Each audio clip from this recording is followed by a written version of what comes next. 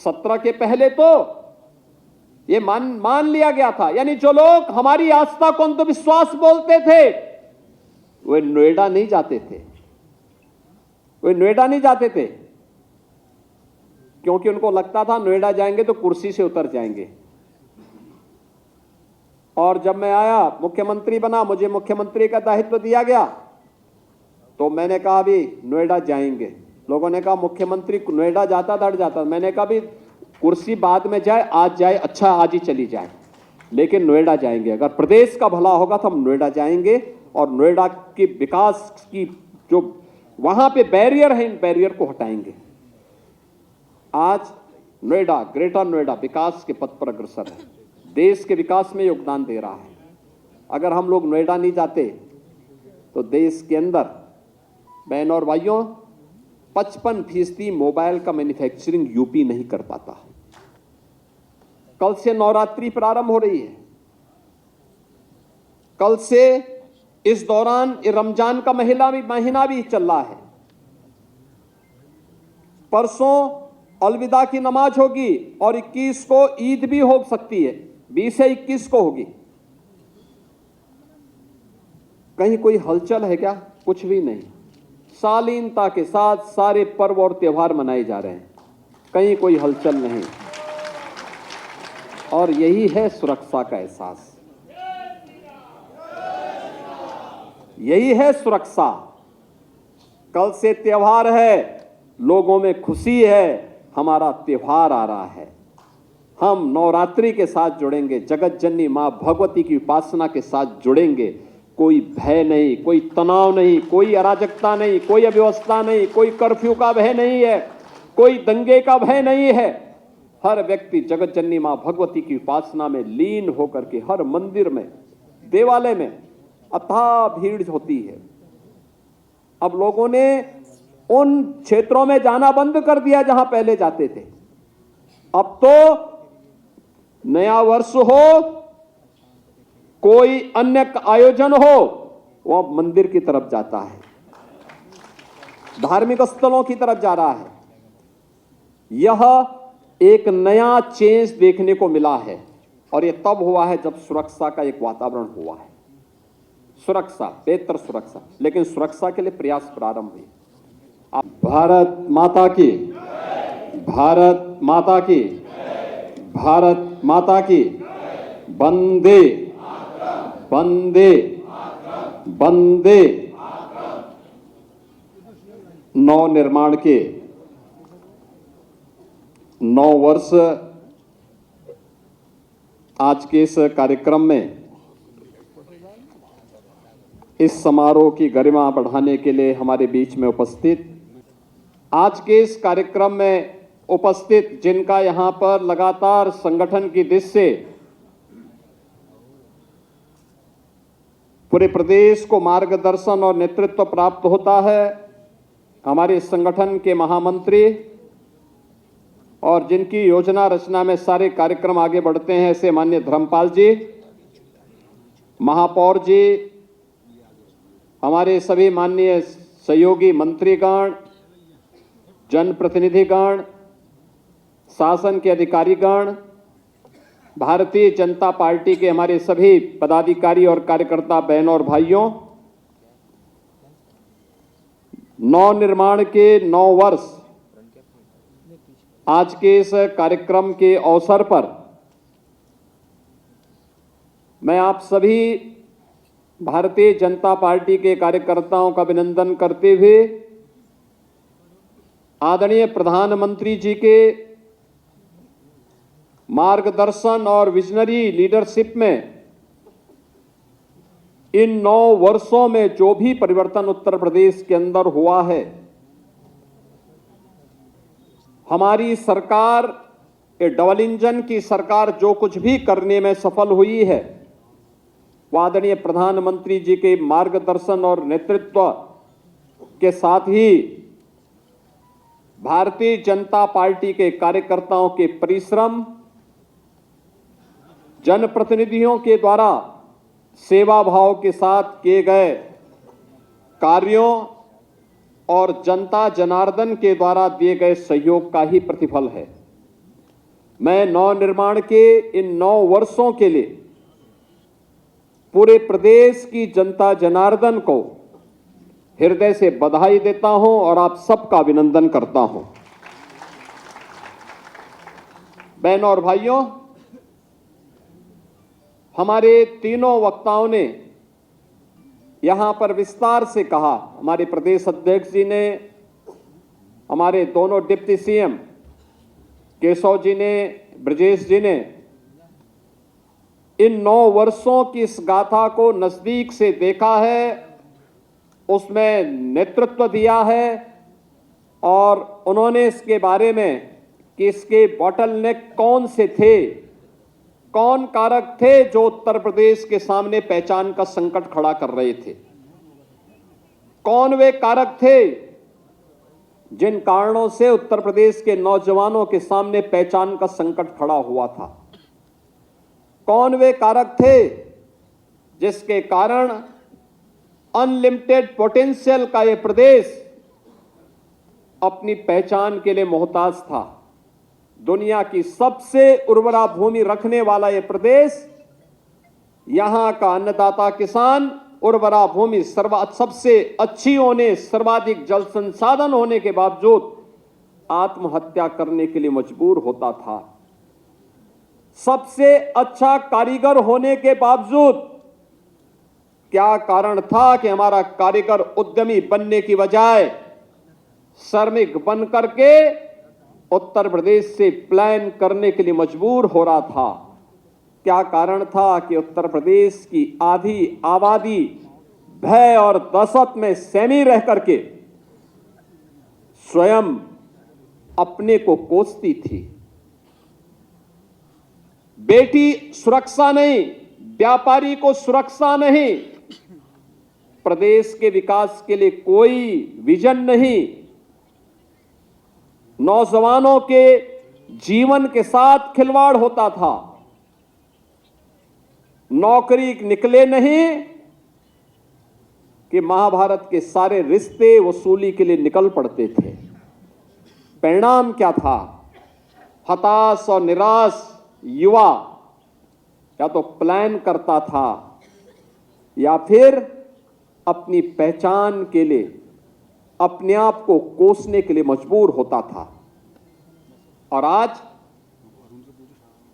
पिछले 9 वर्षों में ये डबल इंजन सरकार ने जो भी परिवर्तन दिया है, चाहे वह सुरक्षा के लिए, चाहे वह प्रदेश के लिए इंफ्रास्ट्रक्चर के लिए, चाहे वह प्रदेश के अंदर इन्वेस्टमेंट के लिए, चाहे वह प्रदेश के अंदर एम्प्लॉयमेंट के लिए, चाहे वह प्रदेश के अन्नदाता किसानों के लिए, चाहे वह आधी आबादी महिलाओं के लिए, या फिर प्रदेश के अंदर वेलफेयर की जो स्कीम है, कल्याणकारी स्कीम है, इनके माध्यम से दलितों को, वंचितों को, अति पिछड़ों को और समाज के गरीबों के उत्थान के लिए जो कदम उठाए गए हैं, इनको लेकर के जो कार्यक्रम हुए हैं, सुशासन के लक्ष्य को प्राप्त करने के लिए शिक्षा में, स्वास्थ्य के क्षेत्र में, पर्यावरण के क्षेत्र में,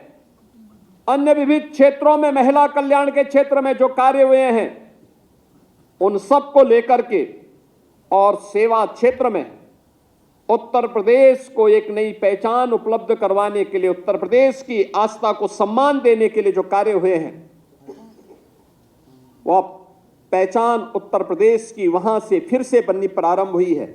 इन सभी 9 थीम पर आधारित ये 9 दिवसीय वासंतीय नवरात्रि के कार्यक्रम से प्रारंभ के दिन से लेकर के अगले 9 दिनों तक, यानी नवमी तक, ये 9 प्रकार के अलग अलग थीम पर आधारित कार्यक्रम प्रदेश भर में हो, इसके लिए जनचर्चा का विषय बने। चर्चा परिचर्चा के माध्यम से हम एक दूसरे के सामने अपनी बातों को रखें और अब तक की 9 वर्षों की इस यात्रा के बाद आगे के लिए हमारा विजन क्या होना है। और ये संजोग है, यहां पे हमारे प्रदेश अध्यक्ष जी बोल रहे थे ना कि 9 एक शुभ अंक है। ये पूर्णता का प्रतीक होता है। ये पूर्णता यानी हमने 9 वर्षों में जो किया है, अब इसको चर्चा पर चर्चा का विषय बना करके इससे निकलने वाले मंथन के निकलने वाले अमृत से अब हम उत्तर प्रदेश की आगामी उस कार्य योजना को लेकर के कार्य करेंगे, जिसमें 2029-30 में उत्तर प्रदेश को $1 ट्रिलियन की इकोनॉमी की दिशा में अग्रसर करने की दिशा में क्या प्रयास होने हैं, उस दिशा में किए जाने वाले प्रयास का हिस्सा है। जनता के सुझाव हैं, समाज के अलग अलग तबके के द्वारा इसके बारे में चर्चा पर चर्चा का विषय बनाया जाए। इन सभी मुद्दों को लेकर के यह 9 दिनों तक अनवरत ये कार्यक्रम चले, जिसमें भारतीय जनता पार्टी के कार्यकर्ता के साथ साथ समाज के अलग अलग तबके के लोगों के द्वारा भी इसमें प्रतिभाग किए जाएं। विश्वविद्यालयों में, महाविद्यालयों में यद्यपि परीक्षाएं चल रही होंगी, लेकिन तब भी हमें युवाओं के बीच में, अन्नदाता किसानों के बीच में, कारीगरों के बीच में, श्रमिकों के बीच में, महिलाओं के बीच में, गरीबों के बीच में, समाज के प्रत्येक तबके के बीच में हम जाकर के इनको चर्चा पर चर्चा का विषय बनाएं। जिन योजनाओं का लाभ मिला है उसकी चर्चा करें, जहां नहीं मिला है उसे देने के लिए अपना हाथ आगे बढ़ाएं। इस देश से सरकार आगे बढ़ी है। 9 वर्ष बढ़े हैं, 9 वर्ष हुए हैं, तो 1 अप्रैल से जो हमारा वित्तीय वर्ष प्रारंभ होने जा रहा है, इसमें हमने पैसे की व्यवस्था भी 9,12,000 करोड़ रुपए की व्यवस्था की है प्रदेश के विकास के लिए। यानी इसमें खन्ना जी का कुंवारा रहना भी आपके लिए लाभदायक है कि खन्ना जी ने 9,12,000 करोड़ रुपए का बजट बनाया है। खन्ना जी कह रहे थे कि मैं बोलता तो मैं यहां पे गाना सुनाता एक, और वैसे सुनाएंगे भी हो। लेकिन बहनों और भाइयों, जो ये थीम 9 दी गई है सुरक्षा के मुद्दे पर, आप याद करिए ना, यही तो प्रदेश है। आप सोचो ना, उत्तर प्रदेश में 17 के पहले भर्ती नहीं होती थी, क्योंकि भर्ती होने के लिए सरकार की नीयत साफ नहीं थी। वह नौजवानों के भविष्य के साथ खिलवाड़ कर रही थी। हम लोगों ने 9 वर्षों में प्रदेश में 9 लाख से अधिक सरकारी नौकरी दी है, जिसमें 2,19,000 केवल पुलिस भर्ती हुई है। 2,19,000 पुलिस भर्ती 9 वर्षों में उत्तर प्रदेश के अंदर हुई है। पुलिस की ट्रेनिंग की क्षमता आपने देखा होगा, अभी हाल ही में पिछले दिनों आदरणीय गृह मंत्री जी आए थे, उन्होंने उत्तर प्रदेश में 60,244 पुलिस भर्ती के अभ्यर्थियों को नियुक्ति पत्र प्रदान किए थे, उत्तर प्रदेश पुलिस के। मुझे याद है 2017 में जब हम लोग पहली पुलिस की भर्ती निकाल रहे थे, हमारी कैबिनेट थी उस समय, ज्यादातर मंत्रीगण तब भी हमारे साथ में थे। केशव जी थे, ब्रजेश जी थे, उस समय खन्ना जी भी थे, उस समय शाही जी भी थे, ये सभी मंत्रीगण, ओम प्रकाश राजभर जी भी थे। और उस समय हम लोग चर्चा कर रहे थे कि ये भर्ती हम करेंगे, हमें उस समय 30,000 भर्ती करनी थी पुलिस की पहले फेज में, लेकिन ट्रेनिंग के लिए हमारे पास क्षमता नहीं थी। हमारे पास केवल 3,000 ट्रेनिंग की क्षमता थी। मैंने उस समय भारत सरकार के गृह मंत्री, लखनऊ के यशस्वी सांसद आदरणीय राजनाथ सिंह जी से बातचीत की।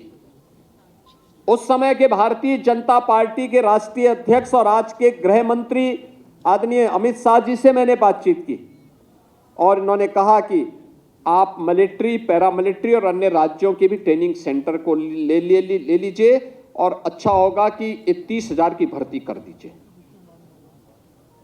जब मैंने यहां बैठक ली गृह विभाग की, मैंने कहा ये भर्ती क्यों नहीं हो रही है, तो मुझे बताया गया कोर्ट का स्टे है। मैंने कहा कोर्ट के स्टे का कोई कारण तो होगा। कहा हाँ, कोर्ट ने कहा कि इस तरीके से ट्रांसपेरेंसी आनी चाहिए। मैंने कहा ये तो अच्छी बात है, हम माननीय न्यायालय के आदेश का पालन करें और भर्ती की प्रक्रिया को आगे बढ़ाएं। और हमने 30,000 की भर्ती प्रारंभ की। भर्ती एक समय सीमा के अंदर हुई। हमने मिलिट्री, पैरामिलिट्री और अन्य राज्यों के ट्रेनिंग सेंटर लिए, तब हम 30,000 भर्ती करवाए थे। बहनों और भाइयों, 2025 में जब हमने भर्ती करवाई, उनकी ट्रेनिंग 60,244 की ट्रेनिंग आज हम उत्तर प्रदेश के ही ट्रेनिंग सेंटर में करवा रहे हैं। हमें मिलिट्री, पैरामिलिट्री, अन्य राज्यों के ट्रेनिंग सेंटर नहीं लेने पड़े। और ये सभी 60,244 जो पुलिस कार्मिक भर्ती हुए हैं, इनमें अनिवार्य रूप से 20% बेटियां भर्ती हुई हैं, अनिवार्य रूप से।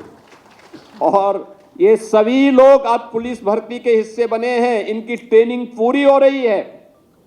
नवरात्रि के तत्काल बाद ये लोग फील्ड में आएंगे। यद्यपि ये लोग अपनी सेवाएं देते हैं कभी कभी, लेकिन इसके बाद ये फुल फ्लेज प्रदेश की व्यवस्था में आएंगे, प्रदेश की सुरक्षा को और सुदृढ़ करने में अपना योगदान देंगे। बहनों और भाइयों, ऐसे ही आपने देखा होगा उस समय यूपी पब्लिक सर्विस कमीशन रहा हो, उत्तर प्रदेश उच्चतर शिक्षा चयन आयोग रहा हो, उत्तर प्रदेश माध्यमिक शिक्षा चयन आयोग रहा हो, अन्य हर एक आयोग और भर्ती बोर्ड पर भ्रष्टाचार के तमाम आरोप लगे हुए थे। तमाम आरोप लगे हुए थे, कोई काम नहीं हो पाता था। लेकिन हम लोगों ने प्रदेश के अंदर पुलिस में रिफॉर्म किए, पुलिस में सुरक्षा का वातावरण दिया, पुलिस को आधुनिक बनाने का कार्य किया। एफएसएल लैब्स हो, पुलिस का स्टेट फॉरेंसिक इंस्टीट्यूट के निर्माण का हो, एसएसएफ के गठन का हो, या पीएससी की मृत पड़ी वाहिनियों को फिर से पुनर्जीवित करने का कार्य हो। पिछली सरकारों ने तो दंगाइयों का काल पीएससी को समाप्त कर दिया था। हमने उनकी सभी 34 कंपनियों को फिर से पुनर्जीवित करके पहली बार उत्तर प्रदेश पीएससी में 3 महिला बटालियन का गठन किया है। और तीनों बटालियन वीरांगना उदा देवी पासी के नाम पर, वीरांगना झलकारी बाई कोरी के नाम पर, वीरांगना अवंती बाई लोधी के नाम पर, ये तीनों बटालियन का गठन हमारा प्रदेश के अंदर हो गया है। और तीनों बटालियन में इन तीनों वीरांगनाओं की अश्वारोही प्रतिमाएं भी वहां पर स्थापित कराई जा रही हैं। बहनों और भाइयों, पुलिस कमिश्नरेट सिस्टम हमने 7 जनपदों में लागू किया। ये पुलिस रिफॉर्म का पार्ट था। आज हमारे पास फॉरेंसिक लैब्स हैं, आज हमारे पास फॉरेंसिक इंस्टीट्यूट है, आज हमारे पास स्पेशल प्रदेश के अंदर आज स्पेशल सिक्योरिटी फोर्स है, एसडीआरएफ है, और आज उत्तर प्रदेश के पास हर जिले में एक साइबर थाना भी है, और हर थाने में एक साइबर हेल्प डेस्क भी आज हम लोगों ने वर्तमान की चुनौतियों को ध्यान में रख करके प्रस्तुत किया है। ये है सुरक्षा के लिए प्रदेश के अंदर जो कार्यक्रम बनाए गए हैं। अभी हम लोग सिंगापुर और जापान की यात्रा पे मैं गया था, मेरे साथ में वित्त मंत्री और उद्योग मंत्री थे। केशव जी और आईटी मिनिस्टर जर्मनी की यात्रा में गए थे। हम लोग जब उन देशों की यात्रा में थे, वहां का बड़ा मंत्री और बड़ा सड़ा उद्यमी मिलता था, एक ही बात कहता था, और कहता था हम यूपी में इसलिए आ रहे हैं क्योंकि यूपी में जीरो टॉलरेंस और जीरो करप्शन की नीति के तहत उत्तर प्रदेश के अंदर आज हर व्यक्ति आना चाहता है। बहनों और भाइयों, ये उत्तर प्रदेश की सरकार की थीम इंफ्रास्ट्रक्चर 17 के पहले के बारे में जो बात आई थी, सड़क में गड्ढा है या गड्ढा में सड़क है इसका पता नहीं लग पाता था, खेत है या सड़क है ये भी नहीं पता लगता था। आज आप देख रहे होंगे उत्तर प्रदेश के अंदर एक्सप्रेसवे के रूप में 55% देश का इंफ्रास्ट्रक्चर एक्सप्रेसवे का यूपी के पास, और गंगा एक्सप्रेसवे इसी महीने कंप्लीट हो रही है। गंगा एक्सप्रेसवे के बनने के बाद उत्तर प्रदेश का शेयर हो जाएगा 60% एक्सप्रेसवे पर उत्तर प्रदेश का अधिकार। लगातार उत्तर प्रदेश ने कनेक्टिविटी को बेहतर किया है। हर inter state connectivity, international connectivity 4 lane की है। आज वहां पे मैत्री द्वार बनाए गए हैं। आपने देखा होगा किस रूप में चेंज आया है। हर जिला मुख्यालय 4 लेन से जुड़ा है। हर ब्लॉक और तहसील मुख्यालय 2 लेन और 4 लेन की कनेक्टिविटी से जुड़ा हुआ है। हर जगह व्यवस्थित रूप से इस कार्यक्रम को आगे बढ़ाने का कार्यक्रम आज प्रदेश के अंदर हुआ है। देश का सबसे बड़ा रेल नेटवर्क यूपी के पास। देश के अंदर सबसे अधिक सिटी के अंदर मेट्रो का संचालन, 7 सिटी में हम मेट्रो का संचालन कर रहे हैं।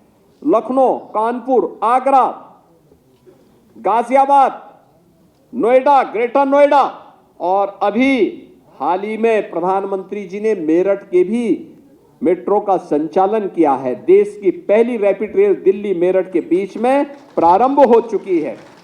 देश का पहला रोपवे ये उत्तर प्रदेश के अंदर बन रहा है वाराणसी में, और देश के अंदर पहला इनलैंड वाटरवे ये उत्तर प्रदेश के अंदर बना है वाराणसी से हल्दिया के बीच।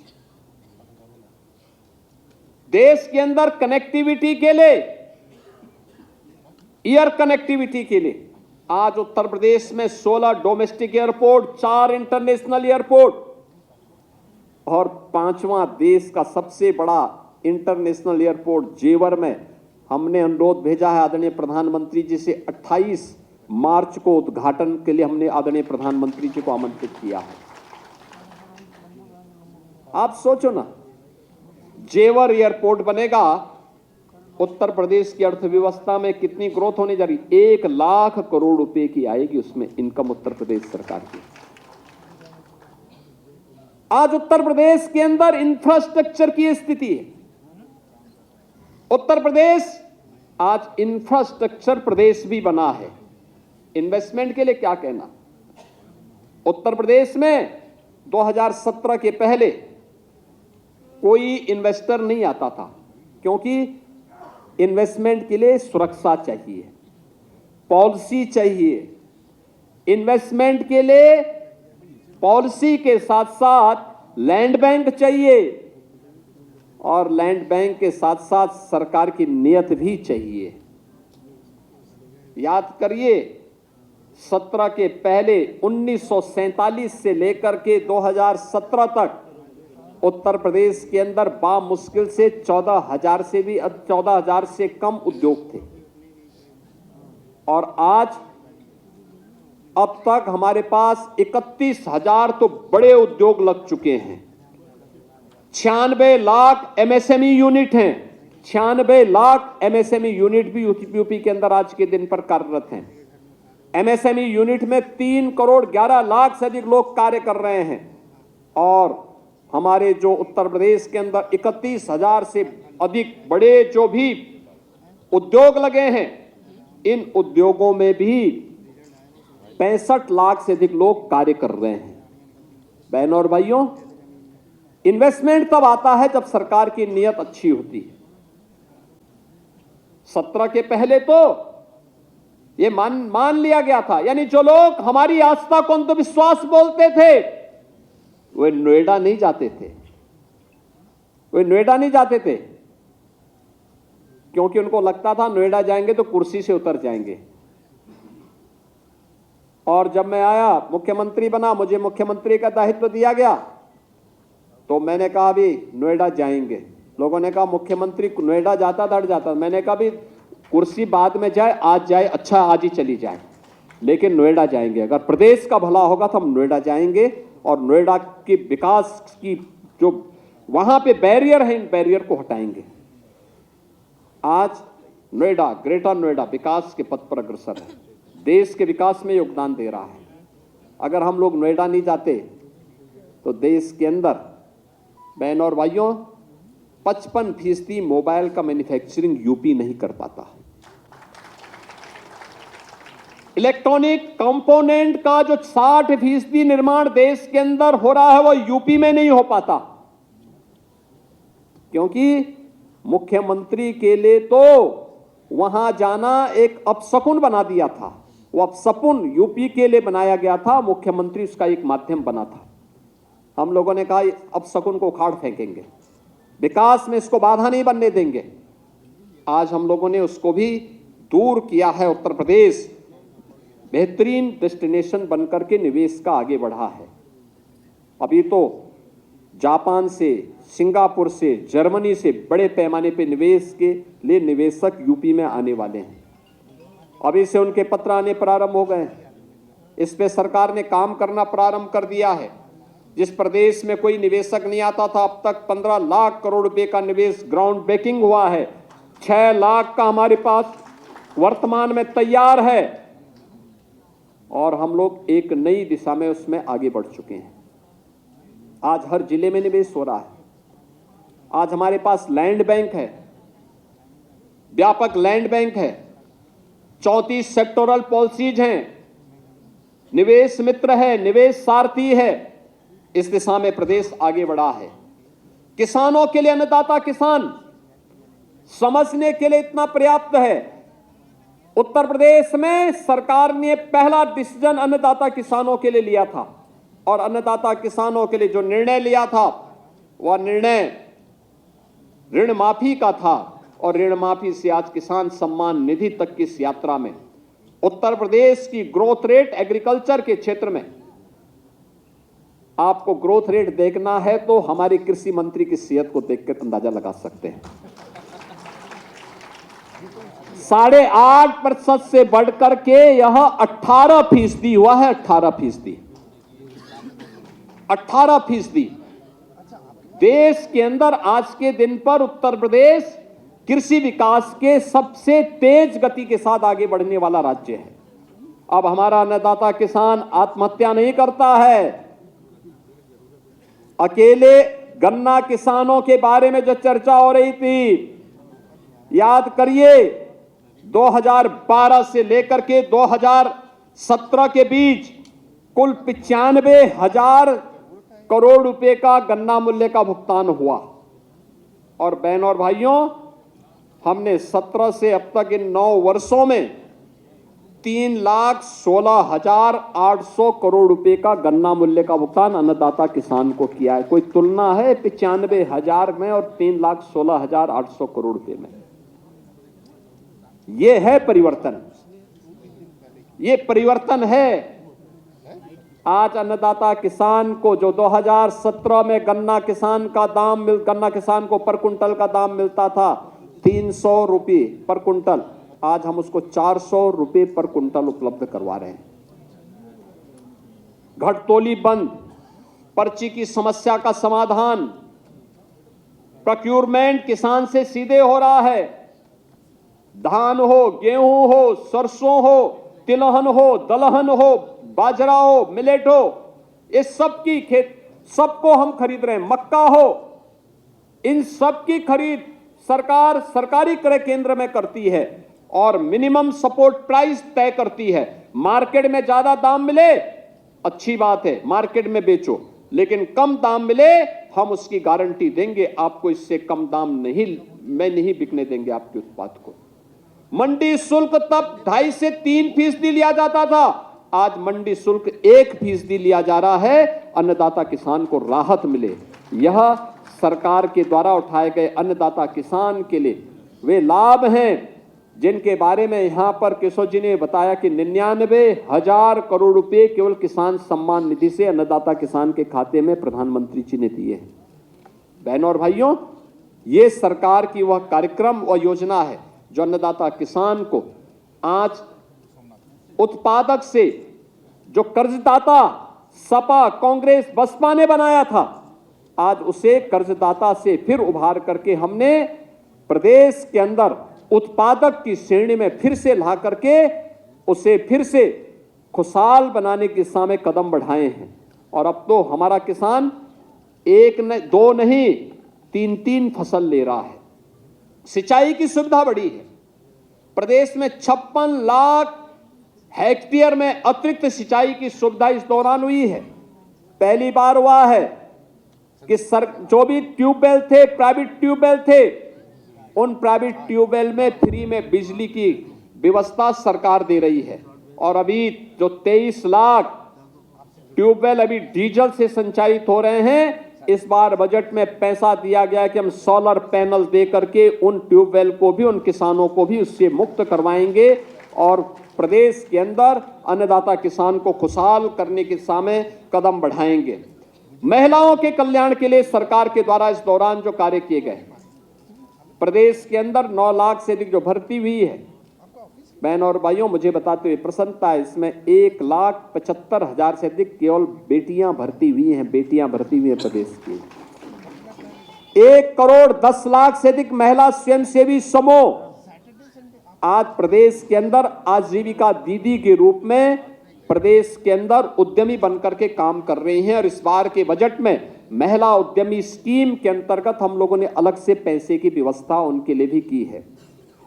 बेटी बचाओ बेटी पढ़ाओ का प्रधानमंत्री जी का अभियान रहा हो या फिर कन्या सुमंगला योजना में बेटी के जन्म लेने से लेकर स्नातक तक 25,000 का पैकेज और बेटी की शादी के लिए 1 लाख रुपए की सहायता, सामूहिक विवाह योजना में यह आज दे रहे हैं। और मुझे प्रसन्नता है कि 5 लाख से अधिक बेटियों की शादी मुख्यमंत्री सामूहिक विवाह योजना के माध्यम से अब तक संपन्न करने में हमें मदद मिली। निराश्रित महिला हो, वृद्ध जन हो, दिव्यांग जन हो, 1 करोड़ 6 लाख से अधिक ऐसे परिवारों को, 1 करोड़ 6 लाख से अधिक ऐसे परिवारों को आज प्रदेश सरकार 12,000 रुपए सालाना पेंशन की सुविधा उपलब्ध करवा रही है। और हम बहुत शीघ्र इसके बारे में कैबिनेट फिर से निर्णय लेगा कि इसको भी कुछ बढ़ना चाहिए, जिससे उनके कल्याण के लिए और भी अच्छा काम हो सके। इस दिशा में महिलाओं के कल्याण के लिए और अब तो सरकार ने तय किया कि स्नातक और प्रास्नातक में मेरिटोरियस बेटियों को हम स्कूटी भी उपलब्ध करवाएंगे, उनको और पढ़ने के लिए आगे बढ़ाने के लिए। बेटी की सुरक्षा के साथ साथ उसके सम्मान और स्वावलंबन के लिए मिशन शक्ति का कार्यक्रम सफलतापूर्वक प्रदेश के अंदर चल रहा है। तो उत्तर प्रदेश के प्रतिभावान युवाओं के लिए नौकरी के साथ साथ रोजगार और स्वरोजगार के अवसर उपलब्ध करवाने का कार्य, अकेले एमएसएमई ने 3 करोड़ से अधिक रोजगार उपलब्ध करवाए। बड़े निवेश के माध्यम से 65 लाख से अधिक हम लोगों ने नौकरियां उपलब्ध करवाई। और प्रदेश के अंदर युवा उद्यमी स्कीम के अंतर्गत अब तक 1,30,000 से अधिक हम लोगों ने ऐसे नए उद्यमी उत्तर प्रदेश के अंदर उपलब्ध करवाने में मदद की है। नए बजट में भी हमने प्रावधान किया है 2 करोड़ से अधिक नौजवानों के लिए टैबलेट की व्यवस्था। ये वर्तमान में स्कीम चल रही है, जिनमें 50 लाख नौजवानों को हम दे चुके हैं। शेष नौजवानों को टैबलेट उपलब्ध करवाने का कार्यक्रम भी हमारा आगे बढ़ रहा है। प्रदेश के अंदर गरीब कल्याणकारी योजनाओं के माध्यम से जो कार्य, 15 करोड़ लोग फ्री में राशन की सुविधा का लाभ प्राप्त कर रहे हैं। प्रदेश के अंदर गरीब का बच्चा भी वर्ल्ड क्लास इंफ्रास्ट्रक्चर से युक्त विद्यालयों में पढ़ सकता है। अटल आवासीय विद्यालय उसके मॉडल हैं।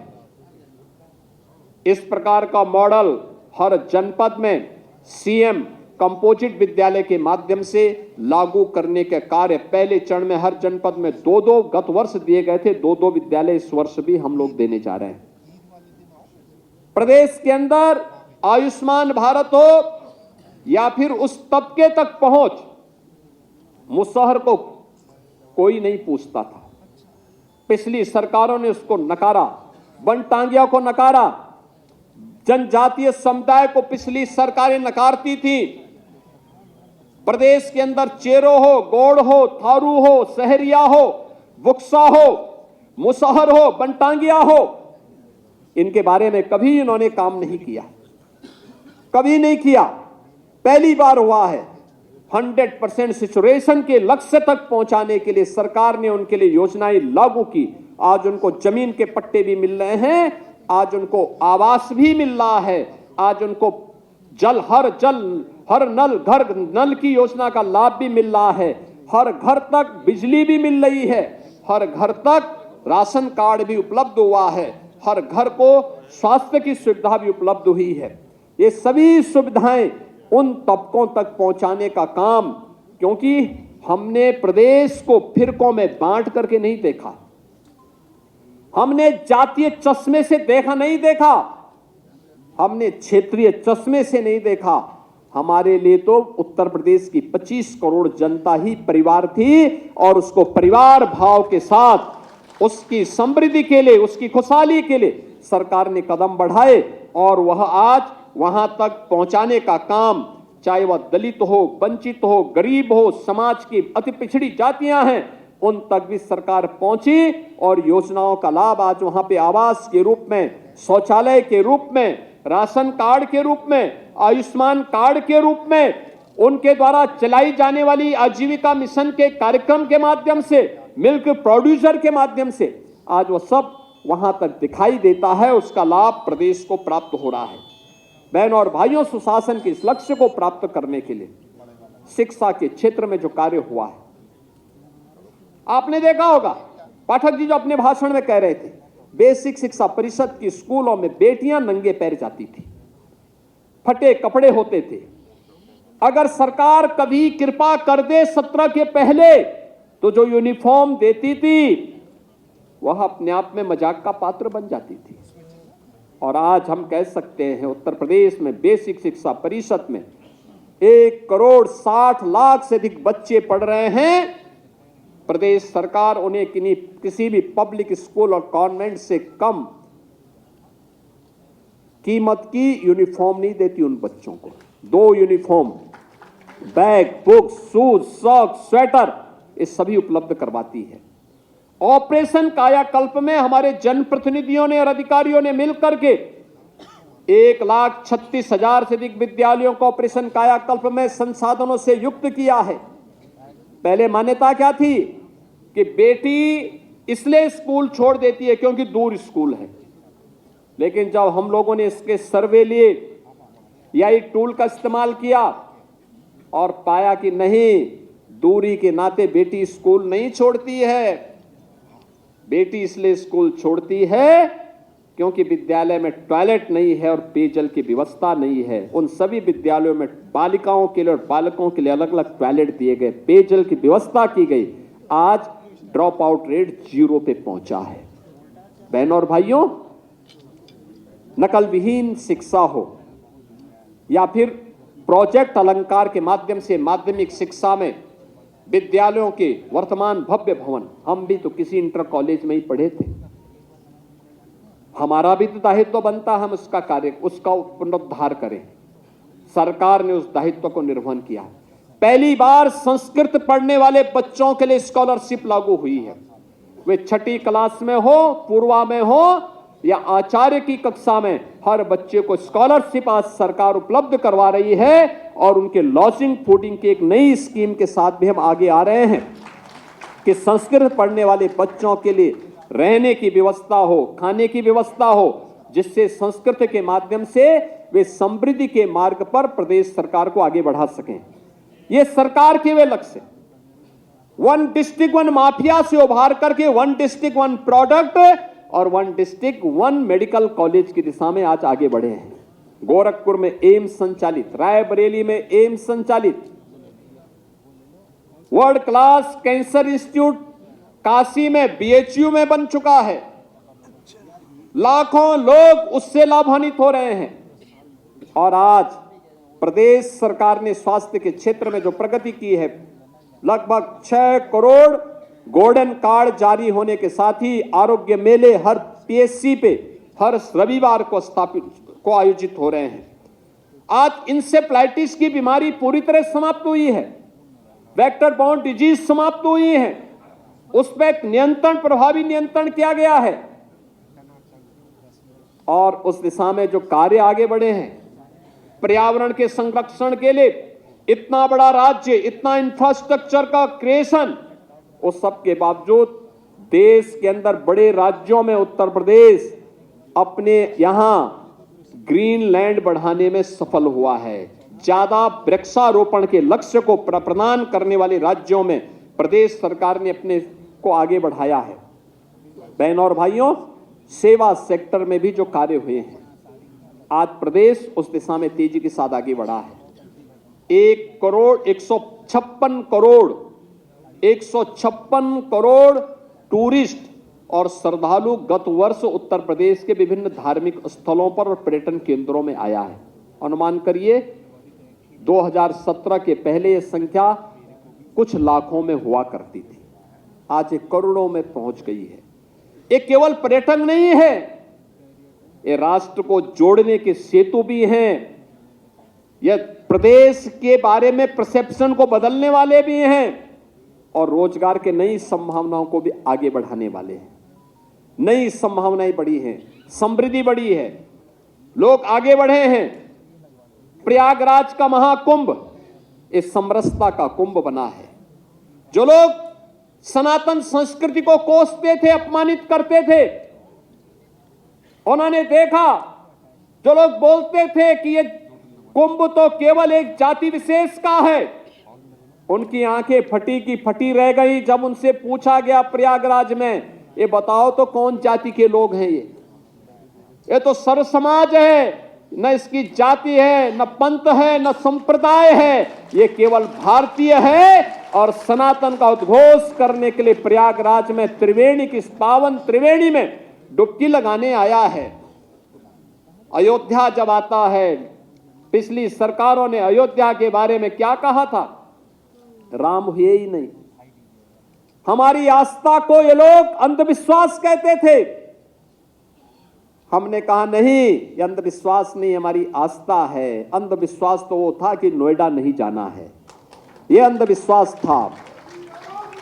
लेकिन अयोध्या हमारी आस्था है, क्योंकि अयोध्या ने हमें मर्यादा के साथ कैसे रहना है ये सिखाया है। और वह अयोध्या आज नई अयोध्या के रूप में हमारे सामने है। काशी कैसे होनी है, जीवन कैसे होता है, जीवन की जीवंतता देखनी है। न दिन है, न रात्रि है, न हर्ष है, न क्रोध है, न रोग है, न शोक है। काशी निरंतर चलायमान है, जीवंतता का प्रतीक है। ये देखना है तो काशी में जाकर के देखो बाबा विश्वनाथ का धाम। आदरणीय प्रधानमंत्री जी के विजन को किस रूप में आज साकार करते हुए आगे बढ़ रहा है, दुनिया को अपनी ओर आकर्षित कर रहा है।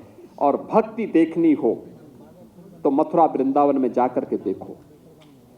भारत के पौराणिक ज्ञान की धरोहर को देखना तो नैमिषारण्य में आकर के देखो।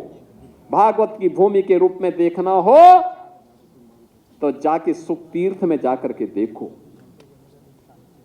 भाई भाई का प्रेम कैसे होता है देखना तो चित्रकूट धाम में जाकर के देखो, क्योंकि ये सब कुछ हमारे पास है। बुद्ध की करुणा देखनी है तो कुशीनगर में जाकर के देखो। बहनों और भाइयों, भारत के अंदर मन चंगा तो कठौती में गंगा। संत रविदास की कर्म योग को देखना है तो काशी के साथ साथ उस गरीब बस्ती में जाकर के देखो, जहां रैदासी संप्रदाय से जुड़ा हुआ कोई संत अपनी भक्ति में लीन होकर के भारत की राष्ट्रीयता को मजबूती प्रदान कर रहा है। और ये उत्तर प्रदेश की ताकत बनती है, यही देश की ताकत बनती है। और उस ताकत के हम वर्तमान में संवाहक हैं। हम सब गौरव की अनुभूति कर सकते हैं कि आदरणीय प्रधानमंत्री जी के नेतृत्व में, उनके मार्गदर्शन में हम सब उत्तर प्रदेश वासियों को अपने अतीत की इस विरासत के साथ गौरव के साथ आगे बढ़ने का सौभाग्य प्राप्त हुआ है। हम भी उत्तर प्रदेश के लिए कुछ कर पा रहे हैं। आने वाली पीढ़ियां हमें कोसेंगी नहीं, इस बात के लिए नहीं कोसेंगी कि इनको अवसर मिला था, इन्होंने कुछ नहीं किया। आने वाली पीढ़ी ये कहेगी कि सपा और कांग्रेस के पाप से मुक्त करके पुण्य भूमि बनाने का काम भारतीय जनता पार्टी की डबल इंजन सरकार ने यूपी के अंदर किया है। उत्तर प्रदेश को उसकी पहचान दिलाई है और उस पहचान पर हम सब गौरव की अनुभूति करते हैं। और इसीलिए तो पंकज जी जो कह रहे थे, हमारे प्रदेश अध्यक्ष जी, उन्होंने कहा ना कि जब इससे पहले एक सांसद के रूप में हम कनाड प्लेस में जाते थे, देश के अंदर किसी अन्य राज्य में जाते थे, लोग पूछते थे कहां से हैं, हम बोलते थे यूपी से, तो लोग पीछे हटते थे। और आज जब जाते हैं, कहीं भी आप जाइए, देश में दुनिया में, आप बोलेंगे कहां से हैं, वो पूछता है कहां से हैं, आप पूछेंगे यूपी से, तो सामने वाले के चेहरे पर एक नया तेज झलकता है। ऐसे लगता है जैसे वो आपको सिर आंखों पर बिठाने को तैयार है। बहनों और भाइयों, ये परिवर्तन तब आता है जब टीम वर्क के साथ एक सामूहिक प्रयास होता है। 25 करोड़ की जनता जब प्रधानमंत्री मोदी जी के नेतृत्व में एक स्वर में आगे बढ़ती है, एक स्वर में, उन्हीं के स्वर में सर मिलाकर के आगे बढ़ने का संकल्प लेती है, परिणाम आते हैं। उस परिणाम का साक्षी आज उत्तर प्रदेश बन रहा है। आज उत्तर प्रदेश सुरक्षा का, सुशासन का और समृद्धि का एक नया मॉडल बनने के सामने अग्रसर हुआ है। इस मॉडल को और मजबूती के साथ आगे बढ़ा करके अब उत्तर प्रदेश को भारत के अंदर ट्रस्ट का जो एक कारण बना है, ये टेक्नोलॉजी, ट्रांसपेरेंसी एंड ट्रांसफॉर्मेशन की ट्रिपल टी है। ये ट्रिपल टी ही इस ट्रस्ट का कारण है। इसके लिए हम लोगों को कुछ कदम उठाने पड़े और वह कदम थे आज जो कुछ भी कार्यक्रम हुए हैं। बहनों और भाइयों, आज उसका परिणाम क्या है? जो उत्तर प्रदेश पहले जो बॉटल नेक थे उसको हमने हटाया है। बॉटल नेक से इसको ब्रेक थ्रू में बदलने का काम किया है। उत्तर प्रदेश और पहले रेवेन्यू डेफिसिट स्टेट था, आज पिछले 5-6 वर्षों से लगातार रेवेन्यू सरप्लस स्टेट के रूप में अपनी एक पहचान को आगे बढ़ाया है। टॉप 3 इकोनॉमी के रूप में यूपी आज देश के अंदर है। हम बॉटम 3 से टॉप 3 में पहुंचे हैं। यह हमारी शानदार यात्रा है। आज उत्तर प्रदेश की प्रति व्यक्ति आय 3 गुनी हुई है। 2017 में उत्तर प्रदेश की अर्थव्यवस्था 13 लाख करोड़ की थी, आज हम उसको 36 लाख करोड़ तक पहुंचाने में सफल हुए हैं। सीडी रेशियो 43% से बढ़ा करके 61% पहुंचाने में सफल हुए हैं। ये नए उत्तर प्रदेश की पहचान है जो उत्तर प्रदेश को निरंतर एक नई गति के साथ आगे बढ़ा रही है। मैं आज के इस अवसर पर अपने टीम के सभी सदस्यों को हृदय से धन्यवाद देता हूं। आप सभी को मैं इस अवसर पर अभिनंदन करता हूं। भारतीय जनता पार्टी और अपने सहयोगी दलों के सभी कार्यकर्ताओं का मैं अभिनंदन करता हूं। प्रदेशवासियों को इन 9 वर्षों में सहयोग के लिए हृदय से अपनी बधाई देता हूं और विश्वास करता हूं कि 9 दिनों तक चलने वाला यह अभियान, अलग अलग थीम को लेकर के चलने वाला यह अभियान प्रदेश में चर्चा परिचर्चा का विषय बने, हम लोग आम जन तक पहुंचे। आज इसके लिए जो यहाँ पे कुछ लिटरेचर भी प्रकाशित हुआ है जिसको अभी हम लोगों ने यहाँ पे विमोचन किया है। 3 प्रकार का एक फोल्डर है, एक छोटी पॉकेट बुक है और एक पुस्तिका है। ये तीनों पर्याप्त मात्रा में आपको भी मिलेंगी, हर जनपद में उपलब्ध होंगी। हम इसको जन जन तक पहुंचा करके व्यापक प्रचार प्रसार करें। जिन लोगों को योजना का लाभ मिला है वे बोलें, जिनको नहीं मिला है उन तक हमारे हाथ पहुंच कर उन्हें योजनाओं के साथ जोड़ने का कार्य करें। इस विश्वास के साथ आप सबको मैं वासंतीय नवरात्रि की और रामनवमी की हृदय से मंगल में शुभकामनाएं देते हुए अपनी वाणी को विराम देता हूं। धन्यवाद। जय हिंद। भारत माता की, भारत माता की, भारत माता की।